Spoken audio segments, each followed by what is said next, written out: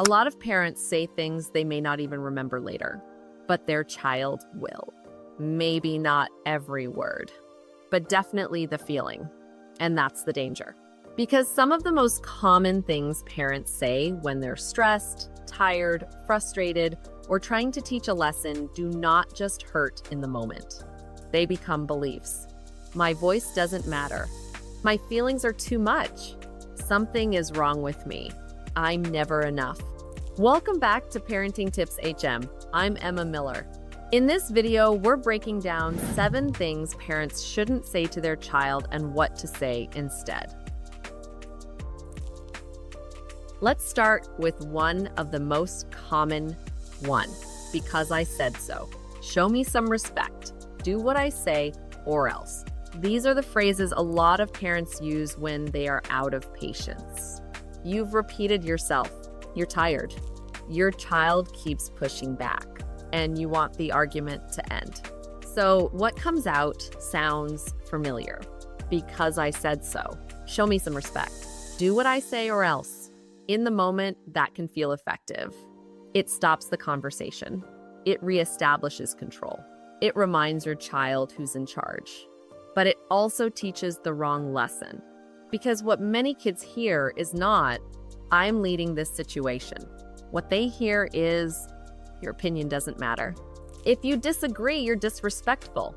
My power matters more than your voice. That can create short-term silence. But over time, it often creates resentment, dishonesty, or emotional distance. Children do need boundaries, but they also need to feel that being younger does not make them voiceless. So what should you say instead? Instead of, because I said so, the answer is no, and here's why. Instead of, show me some respect, try. You don't have to agree with me, but you do need to speak respectfully. Instead of, do what I say or else, here's the rule, and here's what happens if you don't follow it. You are still leading. You are still setting the boundary. But now you are teaching respect without crushing your child's voice. And once a child starts feeling like their voice matters less than your authority, the next mistake parents make hits even closer. Because now it's not just the child's voice. It's the child's feelings. 2, stop crying. It's not a big deal. Other people have it worse. This is one of the most common ways parents shut a child down without realizing it. Your child is crying after school. They're upset over something that seems small to you. They're overwhelmed, embarrassed, hurt, or frustrated. And what comes out sounds familiar. Stop crying. It's not a big deal. You're fine. Other people have it worse. Most parents say these things because they want the child to calm down. But to a child, these phrases do not feel calming. They feel dismissing. Because what your child hears is, your feelings are too much. What hurts you doesn't matter here. I need you to stop feeling this before I can deal with you. That is why this kind of language backfires. A child who keeps hearing that their feelings are too much or not a big deal does not usually become more resilient. They often become emotionally shut down or emotionally louder. Some stop opening up. Some escalate. Some grow up second-guessing their own feelings in every relationship they have.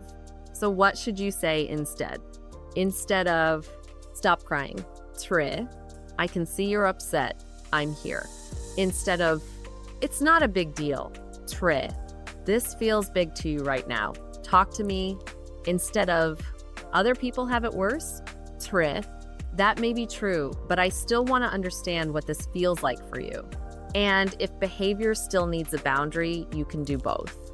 You can say, I understand you're upset, and I'm going to help you through this, but we're not going to yell at each other. Validation does not mean agreement. It means your feelings are real, even if your behavior still needs guidance. And once a child starts feeling like their feelings are a problem, the next thing many parents say makes it even more personal. Because now it's not just the feeling that gets dismissed, it's the child. 3, You're lazy. You're too sensitive. You're being ridiculous. You need to grow up. This is where a lot of parents stop correcting behavior and start defining the child. Maybe your child keeps putting off homework. Maybe they cry easily. Maybe they react strongly. Maybe they push back when you're already tired. And what comes out sounds like this. You're lazy. You're too sensitive. You're being ridiculous. You need to grow up. To a parent, these can feel like fast, honest words. But to a child, they land as identity. Because what your child hears is, this is who I am. Something is wrong with me. I'm too much. I'm the problem. That is why labels backfire. A child who hears these things over and over does not just feel corrected.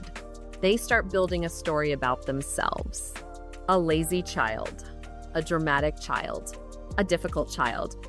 And children often grow into the stories they hear the most. Some give up faster. Some get defensive right away. Some hide their feelings. Some carry shame quietly for years. So what should you say instead? Describe the behavior, not the person. Instead of, you're lazy, Trey, I notice you haven't started yet. What's making this hard to begin? Instead of, you're too sensitive, Trey, you feel things deeply. Let's slow down and talk about what upset you. Instead of, you're being ridiculous, Trey, I can see this feels really big to you. Let's slow it down. Instead of, you need to grow up, Trey, I want to help you handle this in a calmer way. You are still addressing the problem, but you are no longer turning one hard moment into your child's identity. And once a child starts feeling like they are the problem, the next mistake parents make cuts in a different way. Because now the child gets compared. 4. Why can't you be more like? This is one of the most common mistakes parents make when they want their child to do better. It happens during homework, at the dinner table, after a rough morning, after a game, or when one child seems easier than the other in that moment. And the words sound familiar. Why can't you be more like your brother? Look at your sister. She doesn't fight me on everything. Why can't you be more like your friend? Parents usually say this because they think comparison will motivate a child. But to a child, comparison rarely feels like motivation. It feels like rejection. Because what your child hears is, someone else is the standard. You are falling short. Someone else is easier to be proud of than you. That can create anxiety, resentment, or a child who keeps achieving but still feels behind on the inside. Comparison may create pressure. But pressure is not the same thing as healthy motivation. Pressure says, catch up. Healthy motivation says, I'm with you while you grow. So what should you say instead? Instead of, why can't you be more like your sister? Trey, you and your sister are different people. I care about your progress. Instead of, why can't you be like your friend? Trey, let's focus on what would help you improve. Instead of comparing one child to another, say, I want to help you grow, not compare you.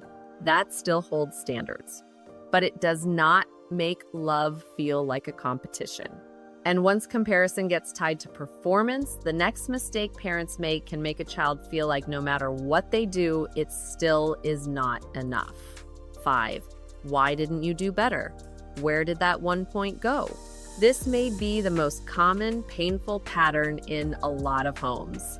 It shows up after a test, after a report card, after a game, after your child shows you something they were actually proud of. And the words sound familiar. Why didn't you do better? Why didn't you score higher? You could have done better than this. Where did that 1 point go? Parents usually say these things because they want their child to succeed. But to a child, this often feels like confirmation. What I did still wasn't enough. My effort matters less than the result. I only feel safe when I perform. And that is where the never enough feeling begins. A lot of children do not remember the grade. They remember the feeling. Not the 99 out of 100. Just the question, where did that 1 point go? Not the effort. Just the message that it was always school, school, school. That is why this kind of pressure does real damage. If the only thing that gets your full emotional attention is the result, the lesson becomes performance gets approval, mistakes get distance. That can create a child who is anxious, brittle, and terrified of failure. Some become perfectionists. Some stop taking healthy risks. Some keep achieving, but never actually feel proud. So what should you say instead? Instead of, why didn't you do better? Tre, I know this didn't go the way you hoped. Walk me through what felt hard. Instead of, where did that 1 point go? Tre, you worked hard on this. What helped? And what do you want to improve next time? Instead of, you could have done better. Tre, I care about your effort, your progress, and what you learn from this. You are still taking growth seriously, but you are no longer making your child feel like their worth rises and falls with a number. And when that pressure keeps building, the next mistake parents make cuts even deeper. Because now it's not just that the child fell short. It becomes the child's fault. It becomes the child's shame. 6. This is your fault. You're a disappointment. This is where a lot of parenting mistakes stop being about correction and start becoming shame. Maybe your child lied. Maybe they made a bad choice. Maybe they broke a rule again. Maybe something happened and you feel hurt, embarrassed, or overwhelmed. And what comes out sounds like this. This is your fault. Look what you did to me. You're a disappointment. I'm ashamed of you. To a child, these phrases do not feel like healthy correction. They feel like shame. Because what your child hears is, you are the problem. You make life harder for everyone. When you mess up, you become harder to love. That message goes deep. A child who keeps hearing blame and disappointment does not just learn responsibility. They often learn, love feels warm when I do well. Love gets cold when I fail. If I make mistakes, I become a burden. That is the damage. Because shame does not teach a child how to do better next time. It teaches them to hide, perform, panic, or live with the fear that they are one mistake away from losing connection. So, what should you say instead? Instead of, this is your fault. Tre, your choice had consequences and we need to talk about how to make this right. Instead of, you're a disappointment. Tre, I didn't like that choice and we need to talk about it. Instead of, I'm ashamed of you. Tre, help me understand what happened here. You are still holding your child accountable.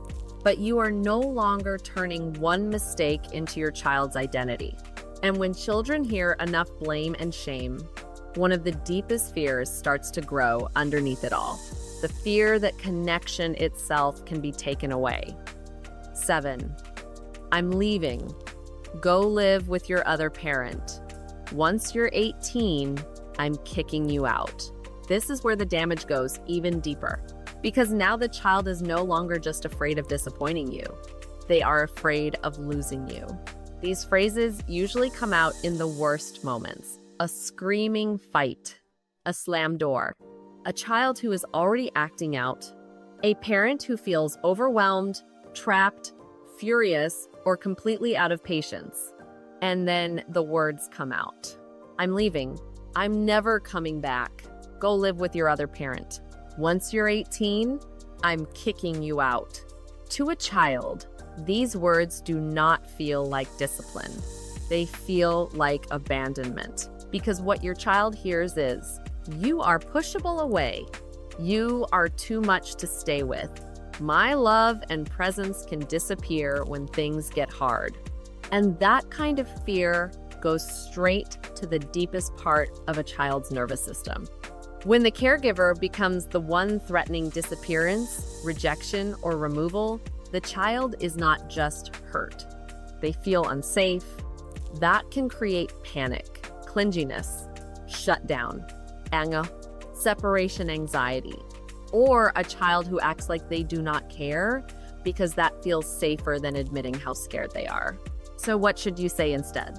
If you are that flooded, the goal is not to keep talking. The goal is to pause without threatening the relationship. Instead of, I'm leaving, sigh, I'm too upset to talk well right now. I'm going to step away for a minute and I'm coming back. Instead of, go live with your other parent, sigh, I'm very angry right now, but I'm not leaving this conversation. We'll come back to it when we're calmer. Instead of using separation as a weapon, say, I'm upset, but I'm still here. That sentence matters more than many parents realize because it protects the one thing children need most in conflict, the sense that connection is strained right now, but not gone. Bridge to release. And if you've said something like this before, or any of the phrases in this video, the most important thing now is not pretending it never happened. It's repairing it. And before we end, there's one more thing that really matters. Maybe you've said some of these phrases already. That does not mean the relationship is ruined, but it does mean repair matters. If you catch yourself saying one of these phrases, go back and fix it. You can say, I shouldn't have said that the way I did. What I meant was that I was frustrated, not that there's something wrong with you. Let's try that conversation again. If you used pressure, you can say, I reacted to the result, but I do care about your effort. If you used a label, you can say, you're not lazy, you were overwhelmed and I handled that badly. If you shut them down, you can say, the rule still stands, but I want to explain it more respectfully. And if you said something that made your child feel unsafe, say this clearly. I'm upset, but I'm still here. I'm not leaving you. Because children do not need perfect parents, but they do need parents who can repair after rupture. Before we end, here's the part that matters most. Most parents do not say these things because they don't care. They say them because they're stressed, scared, frustrated, or trying to push their child in the right direction. But children do not only remember what you meant, they remember what your words felt like. And if a child keeps hearing, because I said so, stop crying. You're too sensitive. Why can't you be more like someone else? Where did that one point go? This is your fault. Or, I'm leaving. Then over time, those words can turn into beliefs. My voice doesn't matter. My feelings are a problem. Something is wrong with me. I'm never enough. I only feel safe when I perform. Connection can disappear when things go wrong. Parents often say things they'll never remember, but children usually don't forget how those words made them feel. And that's why this matters. You do not have to be a perfect parent to change this, but you do need to notice the phrases you repeat, because repeated phrases become repeated beliefs, and repeated beliefs become identity. If you start replacing control with calm authority, dismissal with validation, labels with curiosity, comparison with coaching, pressure with guidance, and shame with connection, you can change what your child carries forward. You can still set high standards. You can still say no. You can still correct behavior. You can still raise a disciplined child, but you can do it in a way that protects your child's dignity instead of quietly damaging their self-worth. So, here's a simple challenge. Pick one phrase from this video that you're going to stop saying this week. Then choose one replacement phrase that you'll use instead. And tell me in the comments, which phrase did you hear the most growing up, or which one did you realize you've been saying without noticing? Sometimes awareness is where healing starts. And sometimes one new sentence can change the emotional climate of a whole home. If this video helped you, subscribe to Parenting Tips HM for more parenting content that helps you raise confident, connected, resilient kids without relying on shame, fear, or constant pressure. I'm Emma Miller, and I'll see you in the next video.